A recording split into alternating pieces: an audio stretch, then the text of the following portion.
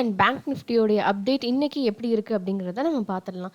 So morning பார்த்தீங்க அப்படின்னா நம்மளுக்கு மார்க்கெட்டில் ஒரு புல்லிஷ் மொமெண்டம் மார்க்கெட் இந்த இடத்துல ஓப்பனிங் கொடுத்து ஒரு இன்க்ரீசிங் ட்ரெண்ட் மாதிரி கொடுத்துச்சு. பட் இமீடியட்டாக நம்ம வந்து செல் என்ட்ரி எடுக்க வேண்டாம், கொஞ்சம் பொறுமையாக வெயிட் பண்ணால் போதும் அப்படிங்கிறத மார்னிங் லைவ் அனாலிசிஸ் அப்டேட்டில் வந்து கொடுத்துருந்தேன்.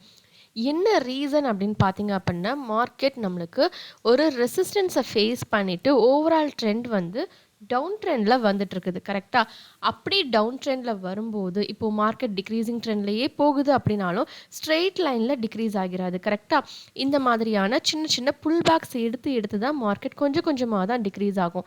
அப்போது இதுக்கு நாம் கொஞ்சம் டைம் கொடுக்கணும். இப்போ நேற்று நம்மளுக்கு கம்ப்ளீட்டாக ஒரு டவுன் ட்ரெண்ட் அப்படிங்கிறது கொடுத்துருந்தாங்க. இப்போது இன்றைக்கி ஒரு கேப் டவுன் ஓப்பனிங் கொடுத்துருக்காங்க அண்ட் ஒரு சின்ன ஒரு ரேலி கொடுக்கும் போது இதை நம்ம எப்படி கன்சிடர் பண்ணோம் அப்படின்னா இந்த டவுன் ட்ரெண்டில் கிடைக்கக்கூடிய ஒரு புல் பேக்காக தான் நம்ம வந்து கன்சிடர் பண்ணணும். ஓகேவா? அதுக்கப்புறமா நம்மளுக்கு மார்க்கெட் வந்து ஒரு சின்ன ஒரு ட்ராப் வந்து கொடுத்துச்சு.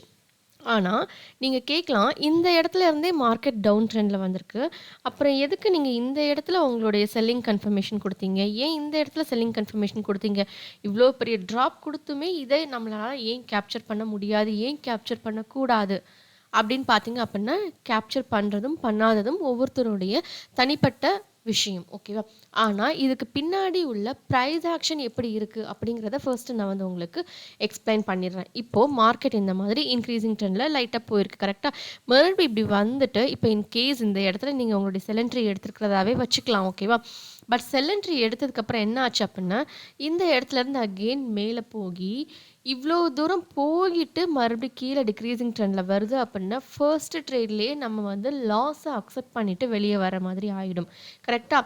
ஸோ மார்க்கெட் வந்து இந்த மாதிரி ஒரு மூமெண்ட் கொடுக்கலாம், இல்லை இங்கேருந்து இவ்வளோ தூரம் போயிட்டு கொடுக்கலாம், இல்லை இப்படி கொடுத்துட்டு இப்படி வந்து இப்படி கொடுக்கலாம், எப்படி வேணாலும் கொடுக்கலாம். அப்போது நம்ம பொறுமையாக வெயிட் பண்ணால் மட்டும்தான் நம்மளுக்கான என்ட்ரிஸ் எங்கே பர்ஃபெக்டாக ட்ரிகர் ஆகுது அப்படிங்கிறத கண்டுபிடிக்க முடியும். கரெக்டாக?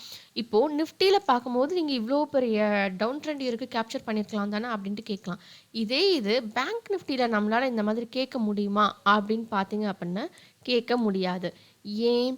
பேங்க் நிஃப்டி நம்மளுக்கு கம்ப்ளீட்டாக ஒரு கன்சாலிடேஷன் எடுத்துகிட்டு இருக்கு. அதுவும் ஒரு இன்னைக்கு டேக்கான ஒரு ஹையஸ்ட் வேல்யூலேயே இப்போதைக்கான ஹையஸ்ட் வேல்யூவில் ட்ரேட் ஆகிட்டு இருக்கு. அப்போது இந்த மாதிரியான டைமில் இதே பேட்டர்ன் நிஃப்டியில் ஃபார்ம் ஆகி இந்த இடத்துல நீங்கள் செல் என்ட்ரி எடுத்துருந்தீங்க அப்படின்னா இந்நேரத்துக்கு உங்களோட எஸ்எல் அப்படிங்கிறது ஹிட் ஆகியிருக்கும். கரெக்டாக?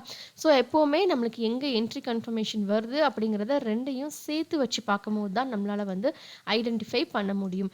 அதனால தான் ரொம்ப பொறுமையாக வெயிட் பண்ணி இந்த இடத்துல செல் என்ட்ரி ட்ரிகர் ஆகுது அப்படிங்கிறத நான் உங்களுக்கு வந்து கொடுத்துருப்பேன். தேங்க்யூ.